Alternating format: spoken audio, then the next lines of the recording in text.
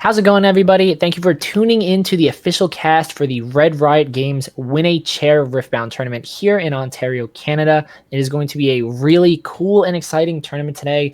I am Max. Hello, my name is Terry or KS. We're going to be casting over a couple of games from this tournament for the Echo Secret Lab chair.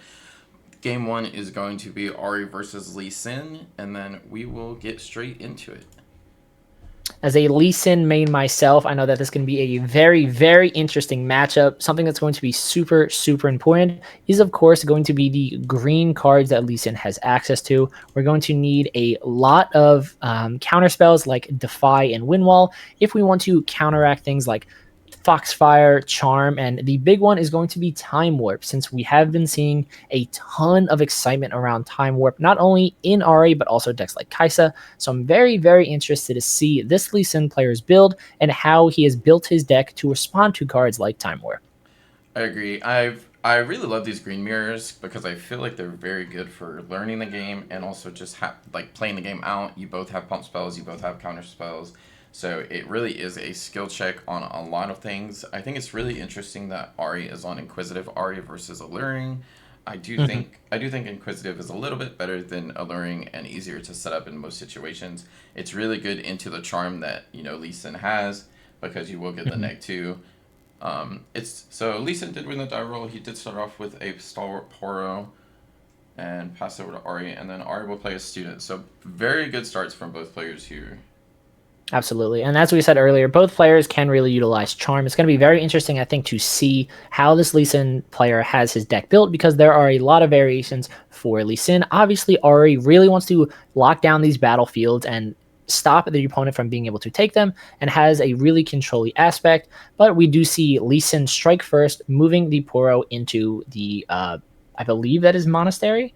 After he did buff it with the Lee Sin Legion ability, and we do see the Conquer be successful, proccing the Monastery battlefield effect, allowing him to spend the buff to draw a card. Yeah, it's really interesting. He wanted the initial buff versus sitting on the Dreaming Tree. I feel like sitting on Dreaming Tree would get you a lot of buffs over the course of the turns, but maybe his hand wasn't so good. We did see a little bit of Ahri's hand with the Consulta plus Charm, so we do have a few answers there. Probably likely to, he potentially taking this Poro off of the battlefield next turn, but that would also play into a pump spell, so we'll see. Absolutely, because we do know that the Lee Sin player still does have one rune up if he does have something like In Guard, which is definitely something that the Ahri player needs to be careful of. Obviously, Ahri is a super good deck at holding battlefields. Sometimes it is a little wonky when attacking. Obviously, we do see that he does have access to the blue Ahri, but it is currently still in the chosen champion zone. One of my we just saw Ahri draw Stupefy too. One of my favorite things about playing on Dreaming Tree is being able to just stupefy your own unit on Dreaming Tree for a 1 mana draw too is really It's strong. pretty good. Yeah, blue is a very, very strong color. We do get to see a peek into the Ahri player's hand. We do see he has things like Charm, Stupefy. We do see the Consult the Past, of course. I think that's a foil student as well. I couldn't tell, but I think that was a looking pretty Sentry. good. Yep, here comes the Oh, it was draw a card. Sentry. Yep, Yeah. So he definitely has a lot of draw cards. The only issue is currently he needs things to draw into. If you only have draw cards, it might take a little while for you to set up. Obviously, the Lee Sin player, as we noticed earlier, he went for the Monastery as opposed to the Dreaming Tree, which would probably mean that his hand is not the best either and would like to draw as well. That being said, the Lee Sin player is in a pretty decent position. Obviously, he does not know the knowledge that we do, but currently he should be able to be pretty aggressive here and go unpunished. And I think that's kind of what you want to do in this matchup is you want to take both battlefields as early as you can and honestly lock them down so that Ahri does not have a chance to do that. Obviously, we are at one battlefield apiece, and seeing a hidden card on a battlefield is definitely going to be a scary sight and not something that you necessarily are super eager to attack into. Yeah, it looks like Lee Sin's going to charm the student. I can imagine we flip with this consult in response. Absolutely.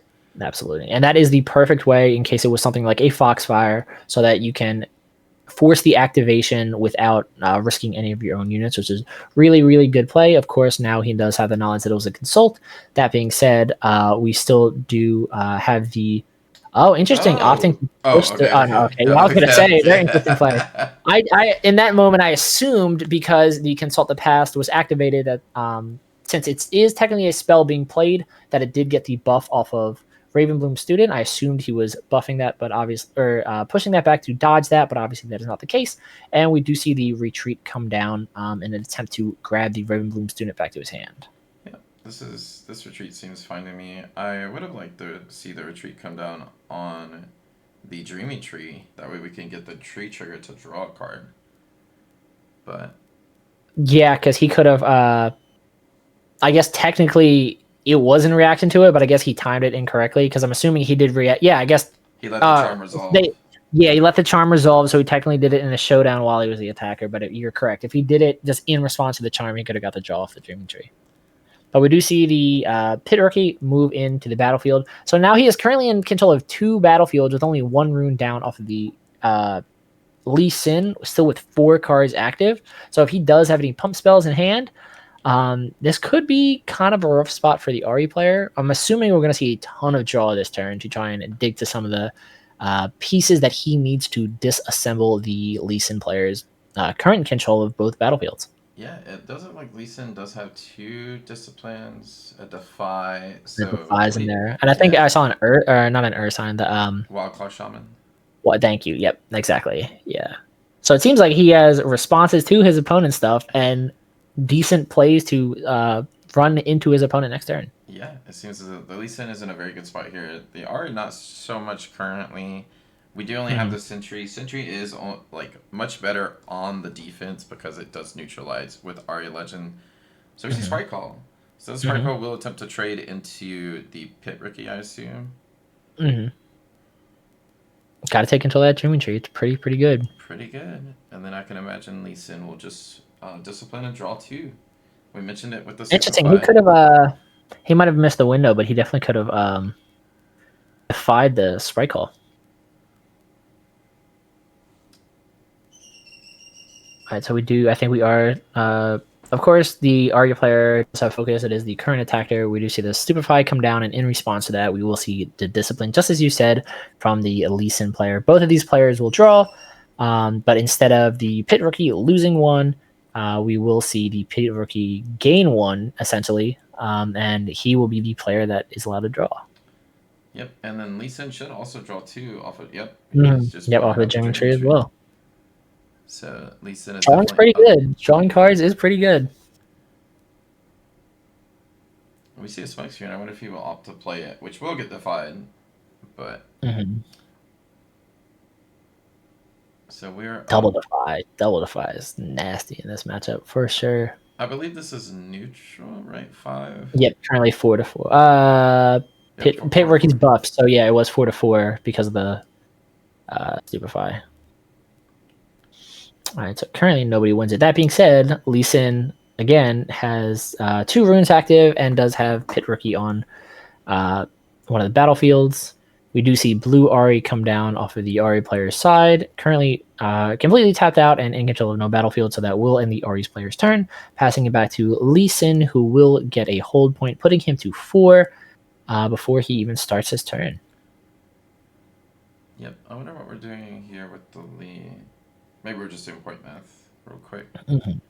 Like you said, he should be going to 4. And if I want to say I saw another charm in Lee's hand, which would be Yes. devastating with the Yep. discipline for the RA, but Yep. I could be wrong on that one. I think this is a perfect like turn for Lee Sin to just kind of pull back, play it safe, build in base. You know, Yeah. we can get battlefield presence turn which it is kind of hard to take over back from Ahri. Hmm. Excuse me. Lee reading Inquisitive. That card is very Okay. good.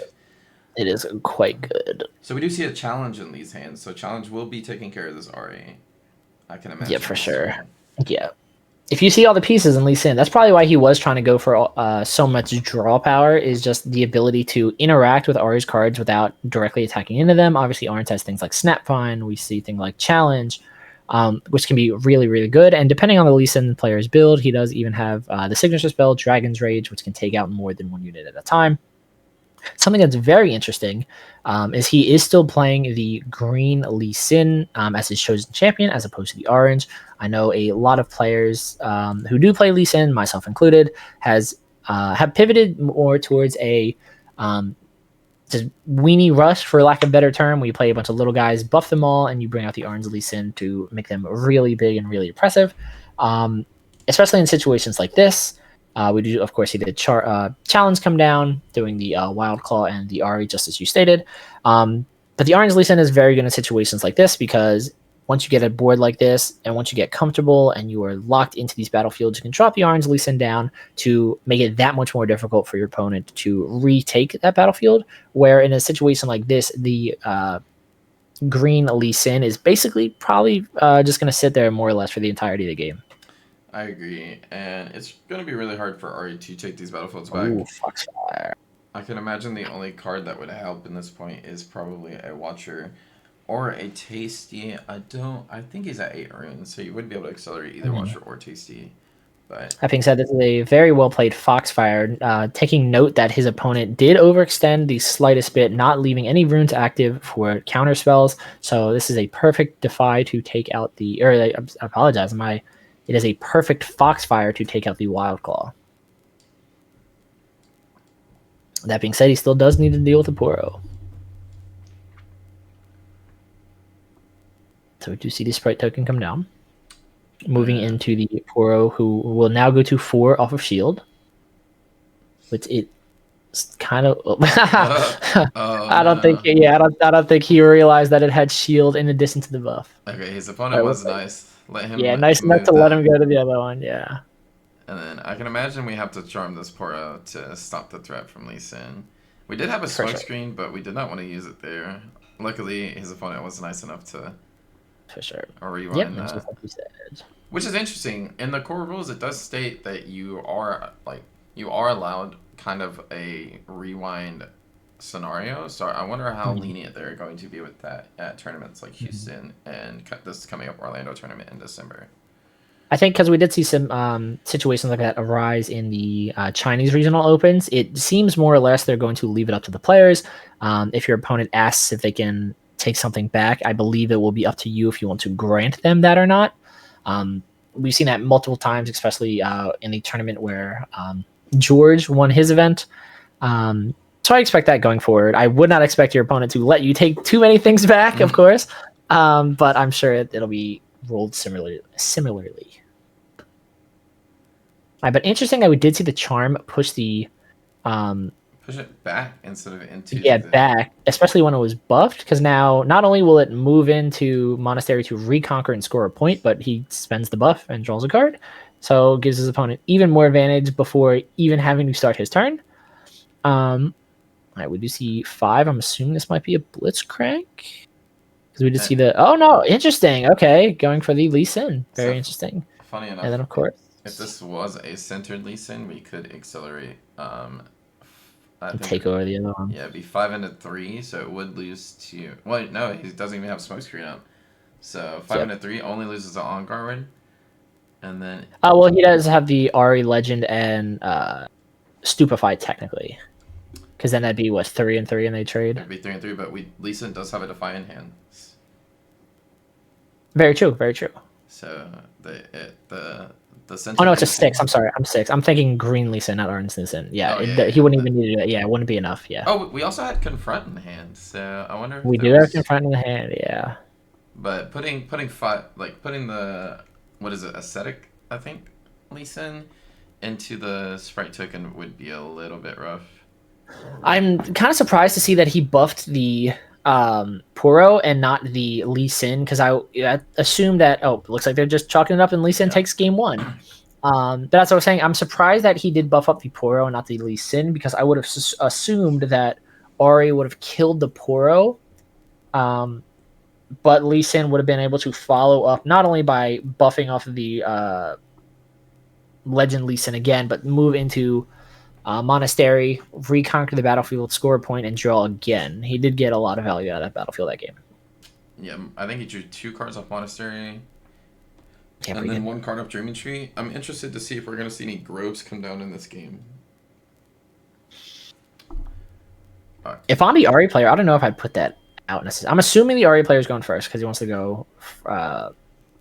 He wants to go first, of course. So I'm assuming he'd be the one to play Grove. But that Lee Sin player seemed like he was in control for a majority of that game, and giving Lee Sin Grove the God Willow could definitely be a scary decision for sure, especially if we know he's playing the green Lee Sin, because if he gets that green Lee Sin established on Grove the God Willow, It's it hard. will be just off to the races, and it's Yeah. going to be very difficult to get him off.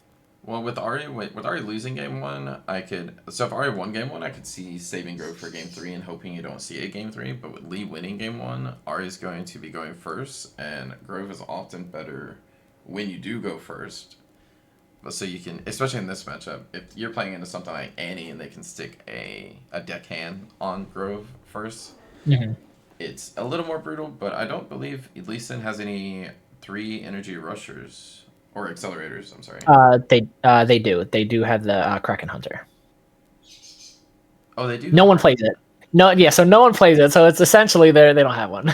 I would be very surprised if we see a Kraken Hunter come out in this game. Man, Kraken. Yeah, so would that be worth? You get a five might unit on Grove. You go down It's to 6. one. It's Accelerate, or I think it has Assault as well. It does have assault, but they wouldn't have a unit on Yeah, the battlefield. And then correct. it can't really get punished by charm either, since it does have the Yeah, assault. yeah. So it's gonna, and then you buff it up, and it's gonna be a ton of pressure early on. That being said, of course, the power cost is a lot. Yeah, I think the only deck playing Kraken maybe would be volley, since you do mitigate half the power cost because of the volley later. For sure. I guess theoretically, if you are playing the green Lee Sin, since Kraken Hunter does reduce its cost if you spend buffs, so you can theoretically buff the Lee Sin up like crazy and spend a lot of those buffs to reduce his power cost. But then at that point, you're playing him late game and not early game, which is where I think he would really shine in taking these battlefields early against Ahri. But we do see double Grove of the God Willow, so this is going to be a fun one for sure. That being said, if either of these players takes both battlefields early on, I think that might just be pretty much GG's. Obviously, that's what Ahri wants to do, but it is what we saw Lee Sin do very well early on last game. I'm interested to see if this 2-drop is going to be a sentry or a student. We did see a flash of a student, so we also You said Poro as well. Yeah, it seems like he has every couple Yeah, options. good open, yeah, for sure. Draw. I'm curious how many he put back, because he does have. It looks like 2 students in hand plus a Poro. Kind of over insulated on the 2-drops right now. Yeah, for sure. And we do see the Poro come down, which will be definitely helpful when he conquers one of these battlefields and tries to hold on. Because not only will he get the buff off of shield, but of course, the Lee Sin player's attacking unit will get 1 less might because of the Ahri legend, and the Lee Sin player just responds with a Poro of his own, and then activates the Lee Sin legend ability to buff the Poro. And I think that's an Udyr I see. It is. That could be very interesting. As we noted, the Ahri player has a ton of 2-drops in hand, and that Udyr could end up doing a lot of work, whether it be dealing 2 damage, ganking over into another battlefield, or just popping out of base ready when buffed. It's going to be very interesting. Yeah, and one of the probably underappreciated abilities on that card is the stun mechanic, which I thought was, For sure. going into the format, I didn't expect Leona to be doing too well, but we actually see yellow Leona sided in a lot of Victor decks right now. The stun mechanic just being really really good. If you swing into something you don't, and they do have pump spells, or they out barring cards like Voidseeker, which even in Leona, if you stun their guy, you go up to 5, so you're not even in Voidseeker range. There's not really a hard punish to stunning, because if they pop out of you, you just bounce back to your base and you're fine. So we do see the Ahri player conquer both battlefields, playing down the Sprite Call, moving into Grove of the God Willow, and of course having the already established Puro move into the other Grove of the God Willow and playing a hidden card as well. Very good play, because obviously if the Sprite dies this turn, you will not be able to keep the hidden card there. So now the Ahri player did score 2 points, the first points of this game. But going back to your point, I definitely think stun is a very strong mechanic, and is definitely increasing popularity right now. I know a lot of players are teching in cards like Rune Prison in their side deck Mm-hmm. for things like Watcher for your matchups into Master Yi. Stun's just good, it's really good when you're holding down a battlefield and your opponent tries to retake it from you and you essentially just say, nope, not going to let you do that. Very, very good for sure. Yeah. Even cards like Facebreaker, where you stun both, Oh, is so so good. cool. So good. Yeah. Ooh, interesting. Poro to Poro challenge. But of course, Italy, since Poro is buffed, and since this is not a combat slash showdown, the Ahri legend is not affected. So the Poro, of course, will die, but not before the Ahri player does flip over Ooh. consult the pass to get that draw too. But we do see the Unguard come down in an attempt to save.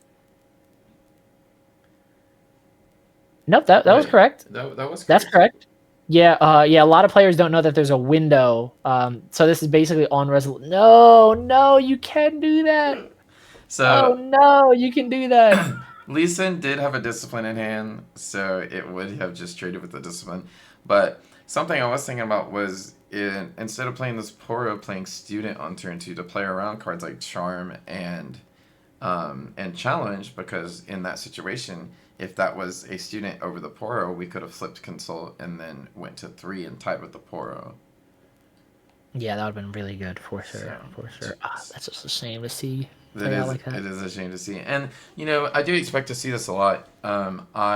Judge Chess just went up to I think yesterday, by the way, and so we should hopefully have some people taking those. I took mine yesterday as well, and I have been judging for most of my locals, and there are just a lot of players I don't know, and which is completely fine.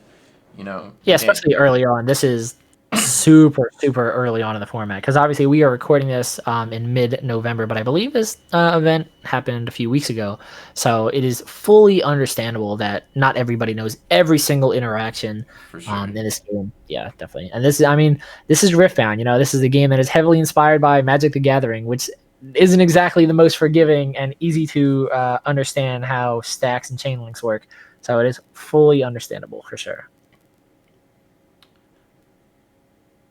And we do. It's interesting too because the biggest tournament coming up right now is Houston. So Houston's only just barely a month after the game dropped. So I'll be interested to see how many players have quote unquote evolved since the game released to see All how I know that is goes. all I know is I do not want to be a judge at that event. No shot. There's definitely going to be a lot of judge calls. But we did see the Ari player lose the sprite, of course, and then play Foxfire to clear the battlefield. But once he passed it back to the Lee Sin player, we did see the Pit rookie who was buffed move into Grove of the Godwillow to conquer. And then we did see the Wild Claw come down, spending Pit rookie's buff to buff Wild Claw and ready so he could then take the other Grove of the Godwillow, scoring his second point of the turn and then now a pair seemingly passing it back to the Ari player. And this is the same spot Ari was in yesterday with I believe no haste or no accelerate units in hand. They are sitting on a Mundo, but Mundo does not do too much when you're in this position. Looks like we will just play Ari. And, we do not have cards like First Mate, so we're to untap this Ari and get them in, so. I will say, yeah, they don't have a first mate, but it might be a little difficult for me to feel sad about that for an RE player when they have access to Watcher and Tasty Fey Folk. Plus, like you said, they have Mundo in hand. I think uh, they have more than enough big guys and guys with Accelerate. I think they will be just fine. That being said, this Lee Sin player is in an insane position now that it is passed back to him. He, of course, will get a point each for holding two Grove of the God Willows and then drawing two cards in addition to the draw for turn because he is in control of both Grove of the God Willows. So it looks like he has a library in his hand in control of both battlefields before his turn even starts. Yeah, this seems really hard for Ari to recover. We mentioned before the game started just how fast Grove of the Godwillows can take over a game. Yep. You know, but needless to say, two of them will take over the game No, way much quicker than one will. So we do have Wizened Elder. I do like this card. It does go to awesome card. it does go to six. Very, It gets out of a very lot of good. ranges. Very good reinforcement card for sure. Make it that much more difficult for Ahri to try and take this battlefield. Ooh, Sabotage is going to be fun. Looks like the only target that we're going to be able to grab those in guard. Yep. And it does, like, if I was a Lee Sin player seeing this hand, I would think it's all but wrapped up at this point. For sure, for sure. We do This have Lee a Sin player has been very much in control. Ooh, we do have the Dragon's Rage in hand. Nice. Obviously, he will not be able to get any utilization out of it this match, but very good card in this matchup for sure. And I'm sorry, remind me, what is our blue Ari's base might? Is it 2 or 3? It is a 3 base might. It's a 3 for 3 Yeah, for 1 power. So 3 for 3. pretty decently sided. Does die to every Kaisa spell in the game, unfortunately. Of course, of course. That is definitely a issue that Ahri had. I think before we saw things like Time Warp come into the meta, was it basically suffered from the same issue that a lot of aggro decks have. Is basically you get falling star and you're kind of just ready to pack it up and go home. For sure. So Yeah, but we do see the blue Ahri and the student, if I remember correctly, move into the Grove of the God Willow that is currently held down by the buffed Wild Claw Shaman. So Wildclaw will go to 2, back up to 4 with Discipline. We got our On Guard ripped, so I can only imagine this RA is going to be selected to kill. Absolutely, for sure. And I think he's definitely okay with that trade. And then we do... Especially knowing that he does have Udyr in hand that he can hit him back with next turn. Oh, Blitzcrank coming down. Good play. I'd assume that this is going to be the Pit Orky. I would also assume we do not want Wizened Elder to kill our Blitz for free. Oh, it looks like he might be... yeah, Pit Orky. Yep. Makes sense. So you got a 6. Do you go to 6? It's pretty hard for Ahri to come back from this point. Ahri is at 2, so not... We do have a Tasty in hand. I got a Tasty. Okay. No. Okay, I thought we were picking. Yeah, not yet. Yeah, not yet. Too early. Raven Bloom students are base of 2 might, correct? They are base of 2 mights. All right. So theoretically speaking, we can see the Confront come down. Of course, drawing the card, play down Udyr, buff Udyr, pop the student, and then move in with Udyr to conquer the battlefield, overtaking the Blitzcrank. Do we have enough? We're at 7. We went to 9, so we can do that. Yep. But it's everything. That is your entire turn. Yeah, and then Watcher hurts if you get hit on the crackback. Oh, we do have a Charm as well. Charm? Yeah, Charm's pretty good. So we can Charm the Blitz into the Elder and then just confront the Udyr into the student. Very true, very true. I guess that's also 9 though, right? So either way, he's fully tapped out. He will be fully tapped out, but with just a student on board, I don't. Well, a Watcher would. Yeah, so that's the thing about these blue decks. You can't ever get too comfortable with how you're sitting, because if Watcher comes down, it can definitely throw everything at a whack. How many ranges does Ahri have? It's kind of hard to see. We played student and Blitz last turn, and we have 1 up. 7 down to 6, have 1 up. So we're going to 9 next turn. So we do have enough for like Watcher plus Pump Spell, which would be what they need. I don't believe they have either one of those cards in hand, so I can't help but think this is all over for the Ahri player, but we'll see what Lee decides to do here. We can also kick the student in to the other student, and then he would hold with Blitz and have to bounce his Blitz back to hand. Very true, very true. So, oh, we did just flash the Charm. Oh, never mind. We're going to play the Charm. Yeah, it's coming down. Yeah, it's coming down. Yeah.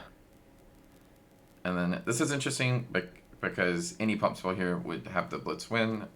You know, I'm sure Lee has some Pump Spell in his hand to counteract that, just in case it did happen. But let's see. Do we see... Did we miscount? Because it doesn't look like he has Confront plus Udyr up now.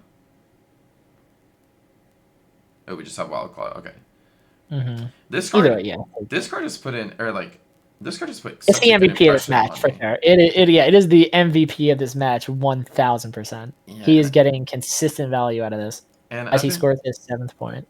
I've also been seeing it in set. It's looked really good in set. I wasn't too high on this card, so I was really high on this card. I'd be kind of nervous of playing this card in set, just because taking the buff away from your set cards would What's obviously really turn good off with the ability Cithria. of Legend. Very true. Very true. That makes sense. That definitely makes sense. Yeah. The Cithria is kind of just their buff generator, Absolutely. but Yeah, good 1-2 punch. go to 4, and unless we top deck Watcher You got to here, take everything. Yeah, it's Watcher or bust. Wow, that card's welcome so to bad. Blue Decks. Yeah, welcome to Blue Decks for sure.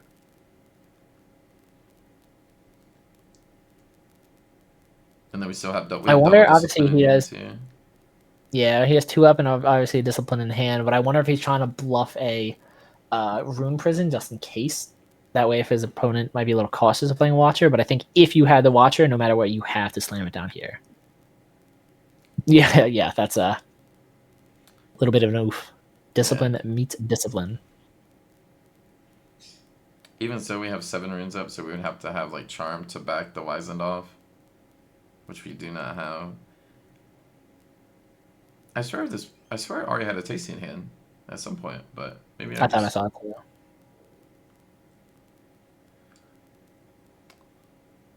That card has also been kind of overperforming from what I've seen since we initially got reveals. Yeah, absolutely. Accelerate's good. Big bodies are good. Free cards, free runes, very good. And then I think that is going to do it for us. A swift 2-0 with our winner being Lee Sin. Not really seeing too much of the Lee Sin champion, but he definitely did not need it. Wild Claw Shaman is a good card. You know, Definitely the MVP of this set for sure. and then like we mentioned.